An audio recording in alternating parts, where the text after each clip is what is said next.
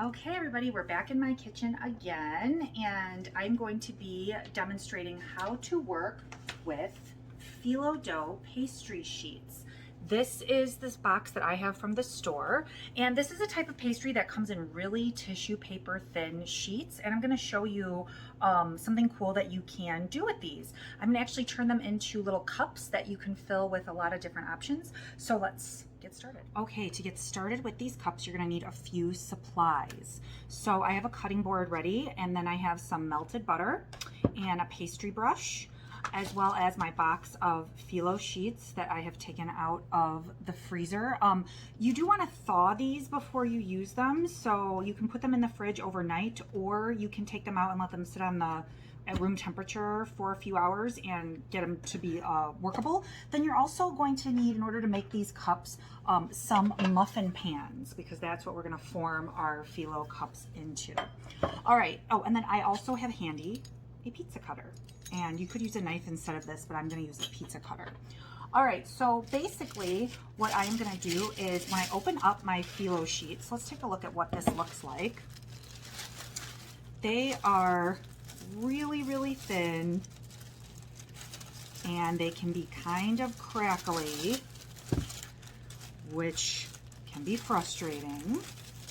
Okay, and look at how thin this dough is. Here.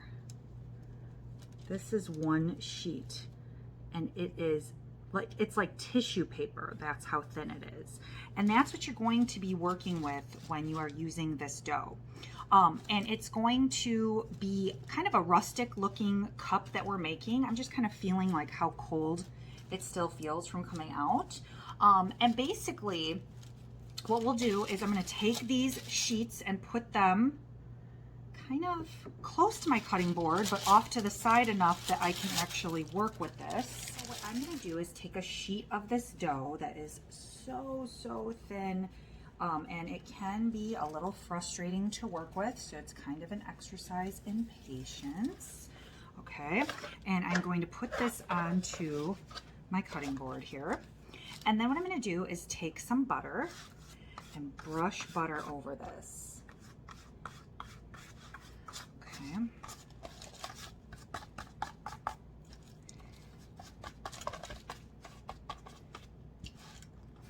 And what this is going to do is create these really wonderful, light, flaky, crispy, buttery layers. So then once I get that brushed with butter, I'm just going to take my next layer of tissue paper thin dough and lay it right on top of that buttery layer.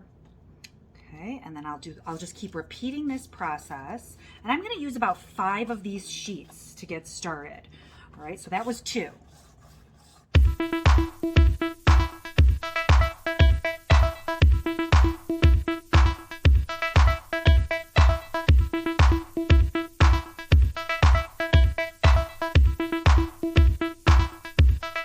We've made it to our 5th sheet.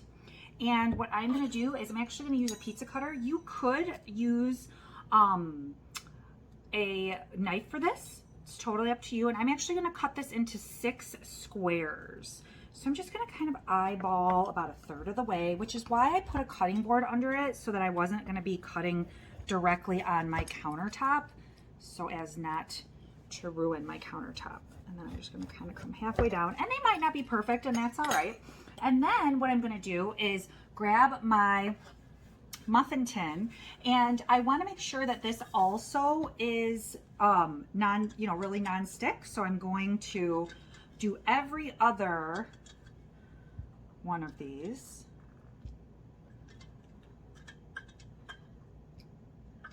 Okay.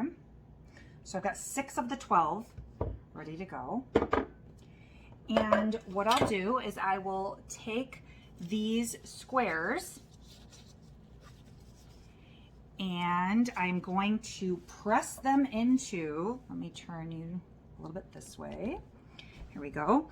I'm going to press these into the muffin cups that I greased with some butter. And there's going to be overhang, and that's okay. And I'm just kind of getting them to take the shape of the muffin cup. Okay, because they'll bake in this cool like tart shell formation, which is really neat. And you can see, because there is all of this overhang, that it's going to, this is why I did every other pocket of the muffin tin, because putting them next to each other, it would just be too much overhang and overlap. And this is very, very buttery, and it's going to be so good. And I'm just trying to get it to take the form of that cup. Just kind of do like this. And even though this is a little bit of a messy process, it's really, really easy. And so for me, my cups that I'm going to be doing, I'm actually going to do 2 different types of fillings. I'm going to do some dessert cups for my family, and then I'm also going to do some savory cups. I'm actually going to make a taco cup out of these too. So there's a lot of cool things that you can do with this. Okay, once they're at this stage, these can then be baked for about 8 to 10 minutes until they're golden brown at 350 degrees. So I'm going to pop mine in the oven, and then I'll show you what they look like when they come out.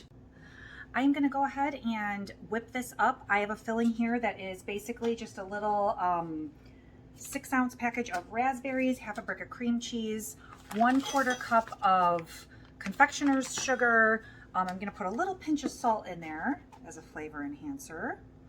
And I also put some, I have a part of a tub of Cool Whip that I threw in there as well. And I'm just going to blend this up and let it chill in the fridge so that I can pipe it into my cups. So I'll turn my blender on.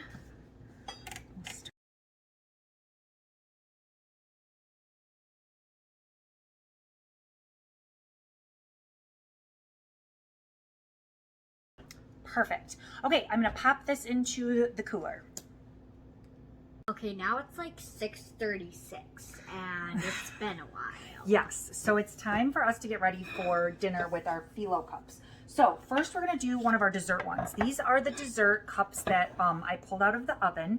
And what I did is I actually took a couple of these melting chocolate discs and I threw 2 in each one, and I popped it back in the oven for like 5 minutes to get them to melt in there. And this is the raspberry mousse that we made. So I have that in a piping bag. And it looks so good. And it's like, when we first put it in, it was liquidy, but now it's like creamy. Yeah, so we're going to put one of these on our plate here. So we'll pick one. We have a pretty plate. All right, so let's put one of these here. This is going to be a dessert cup. Let's put our mousse in it.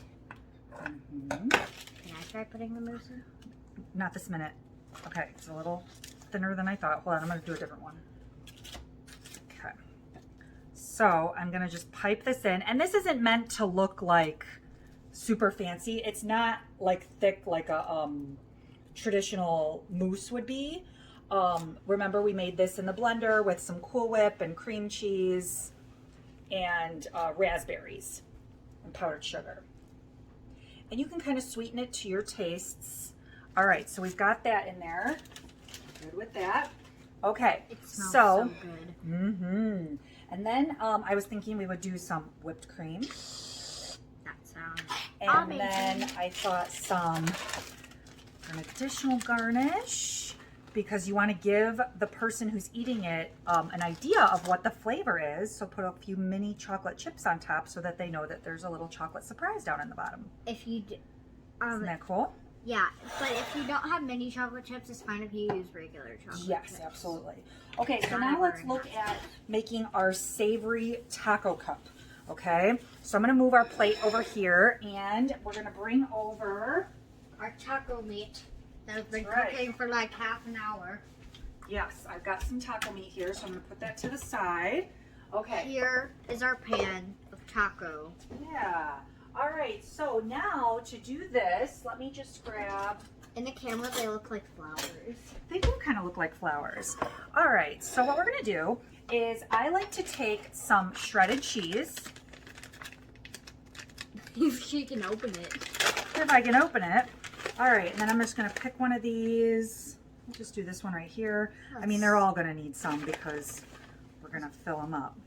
Yeah, so let's just give them a little bit. Yeah. This is like the chocolate in this one. So I like to put a little bit of cheese in the bottom because then the warm taco meat will make it kind of melty. And then it's like when you bite into it, it'll be like you get melted Right. cheese. How are you supposed to eat these? Well, there's no graceful way to eat them. They fall apart. They're very crackly and crumbly and delicious. And they just kind of fall apart all over your plate. So even though I'm going to plate one of the dessert ones and this taco one on here just for, show, I'm going to recommend that you actually have 2 different plates because you will have this stuff like all over. It just kind of flies everywhere.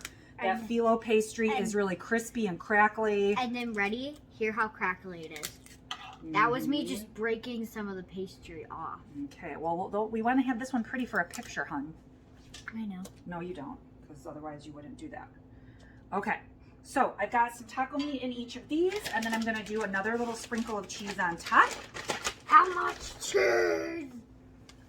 And then sometimes we put olives on our taco. Yeah, I have some olives with me. I have olives and I have some sour cream. So maybe we should do like some sour cream on top, and then we can leave out the olives, so, like if you want the olives, because I know Daddy doesn't like olives. Yeah, I know. Okay, so I'm going to pick one here to pop out of its spot and put here. So there are 2 little flowers, and then we'll put some sour cream. Here's what they look like if you're wondering.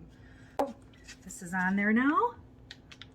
So we'll squeeze some sour cream. Yeah, it does look like frosting. It's like we're adding a literal frost cream. And on this one, I will put a couple of black olives. Just to get the full effect. Yeah, just to kind of garnish and make it look pretty and cool. And this is mine, so I like olives. Yeah, you love anyway. So you love black olives. So we'll put some of those on there, and then we can even put. You could, if you have avocado at home, you could use that. You could even like crumble up tortilla chips and then put them in there. You could do that. There's a lot of things that you could, customize this and make it your own. Here we go. This is what I'm looking for.